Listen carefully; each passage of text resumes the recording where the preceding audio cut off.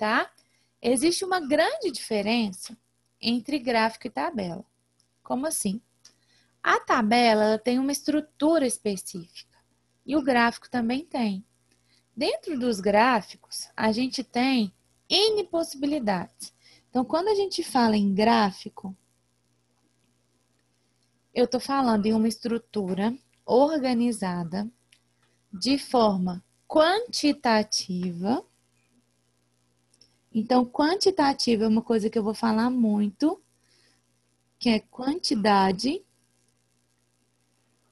quantitativa e qualidade, que é qualitativa. Então, eu vou falar muito na diferença desses dois, tá? Quantidade, que é a nossa forma quantitativa, versus a qualidade, que é a nossa forma qualitativa. Quando eu falo em qualidade, não estou falando em qualidade da língua portuguesa, de qualificar as pessoas. Eu estou falando em uma coisa que não é numérica, tá? Então, quando eu falo assim, essas pessoas são loiras. Se eu não coloquei a quantidade de pessoas loiras, se eu não coloquei uma forma numérica, eu estou falando que é uma qualidade. Eu estou organizando esses dados de forma que não tem estrutura numérica. Alunos do ensino fundamental. Eu não falei quantos. Isso é uma classificação qualitativa, que eu separei eles em ensino fundamental e o outro ensino médio, por exemplo. Quando eu falo que eu tenho 200 alunos do ensino fundamental, além da qualidade, eu acrescentei a quantidade. Então, são a primeira coisa que a gente tem, essas diferenças. Quando eu falo em gráfico, eu preciso, obrigatoriamente, de trabalhar a estrutura quantitativa. Para eu ter um gráfico, eu preciso de números, tá? Por quê? O que um gráfico tem como característica? Números. Esses números podem vir de forma numeral, realmente, ordinária, de 1, 2, 3, 4, por aí vai, ou podem vir em forma percentual, tá? Tanto faz. Mas se eu tenho uma estrutura numérica, eu estou falando de forma quantitativa.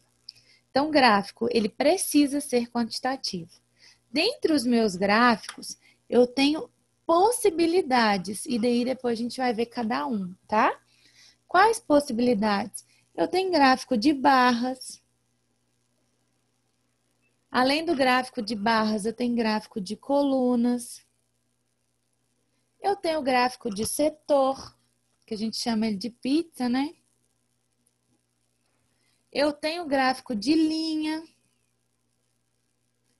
Eu tenho o histograma, por exemplo, que é uma forma de gráfico específica também. Eu tenho pictograma, que é outra forma, que é com desenho. E por aqui, gente, a gente teria uma variedade, que eu coloquei os 7 principais, tá? 7 principais que são os que a gente mais usa, assim. Mas tem uma infinidade de modelo de gráfico. Por exemplo, quem tem habilidade e gosta lá de mexer em Excel, Word, por exemplo, lá, se vocês forem em gráfico, vocês vão ver, assim, um monte de modelo de gráfico. E dentre esses modelos de gráfico, por exemplo, um gráfico de barras. Eu tenho um gráfico de barras em 2D, gráfico de barras em 3D. Então, assim, é uma imensidão de possibilidades de gráfico. Mas o gráfico nada mais é que um compilado, ou seja, que é a junção de dados agrupados de forma quantitativa. Então, eu vou juntar esses dados e vou deixar numa estrutura que eu consiga identificar de forma quantitativa. Os gráficos, eles têm elementos obrigatórios, tá? E aí, quando a gente for ver cada um, eu vou falar deles de novo. O que são meus elementos obrigatórios nos gráficos? Primeiro elemento obrigatório, título. Todo gráfico tem que ter título? Tem. todo gráfico tem um título, tá? E aí aqui nos exercícios vocês vão ver que a gente vai mostrar essa questão dos títulos. Segunda coisa que todo gráfico deve ter, legenda.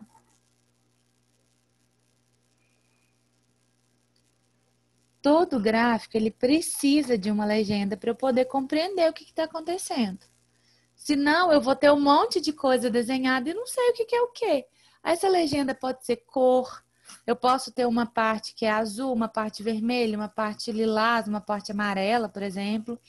Eu posso ter uma legenda de forma de preenchimento. Um é preenchido com bolinha, outro com risquinho, por aí vai. Mas eu tenho que ter essa legenda para eu entender o que cada elemento ali representa. Outra coisa que os gráficos têm como obrigatório, uma graduação. E o que é graduação? É a divisão numérica para eu poder entender. E essa graduação, ela pode vir no gráfico todo ou só nas minhas retas. Tá? A graduação não quer dizer que o gráfico todo ele vai ser quadriculado, como se fosse um plano cartesiano. Não, mas ele tem que vir em uma das minhas, né, nas minhas retas horizontais e verticais, né, no meu X e no meu Y, digamos assim, tem que vir especificado, ó, que até aqui é 5, até aqui é 10, até ali é 12. Não precisa ser graduado de forma uniforme. Por exemplo, 1, 2, 3, 4, 5, 6, tudo, não precisa. Eu posso pular de 5 em 5, de 10 em 10, de 1000 em 1000, vai depender dos valores do meu gráfico. Mas o mínimo de graduação tem que ter, para eu não ter que imaginar quanto que é aquilo ali, tá? E quando a gente for vendo alguns gráficos, eu vou mostrando cada um desses. Eu tenho que ter 2 eixos.